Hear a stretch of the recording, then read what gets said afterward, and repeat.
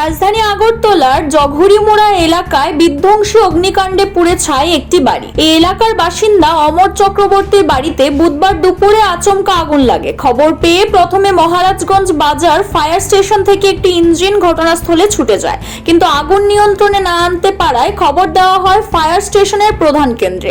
সেখান থেকে আরও একটি ইঞ্জিন ঘটনাস্থলের উদ্দেশ্যে রওনা দেয়, কিন্তু মোটর স্ট্যান্ড এলাকায় যানজটের কারণে ঘটনাস্থলে ইঞ্জিন পৌঁছাতে দেরি হয় বলে জানান গাড়ির চালক নিজে। তারপরেও ঘটনাস্থলে পৌঁছায় গাড়িটি। দুটি ইঞ্জিন এবং স্থানীয় মানুষের বেশ কিছুক্ষণের চেষ্টায় আগুন আয়ত্তে আসে, তবে ততক্ষণে দুটি ঘর পুড়ে ছাই হয়ে যায়। প্রাথমিকভাবে ধারণা রান্নার গ্যাস সিলিন্ডার থেকে আগুনের সূত্রপাত।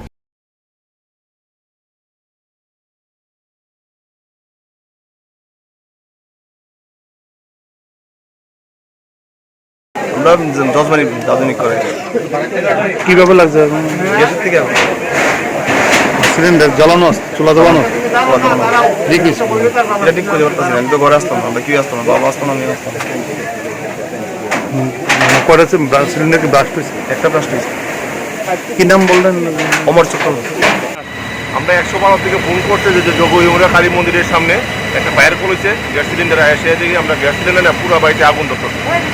তারপর সাথে সাথে আমরা আগরতলা হেড কোয়ার্টার খবর দিচ্ছি। আগরতলা থেকে একটা টার্ন রয়েছে ওয়াটার বাজার, আর আমরা গাড়ি নিয়ে আগুন আয়ত্ত আনছি। আমরা ক্ষয়ক্ষতি কীরকম হতো? এটা ক্ষয়ক্ষতি একবার মালিকের সাথে আমরা কথাবার্তা করবো, মালিকের সাথে কথাবার্তা করে জানা যাবে ক্ষয়ক্ষতির পরিমাণ কতটুকু হয়েছে, কি আসবে। টিনের পর দুইটা আর পার্টিশন দেওয়ার না। কিসের দিয়ে লাগছে বলে? Siri TV, channel for news and entertainment.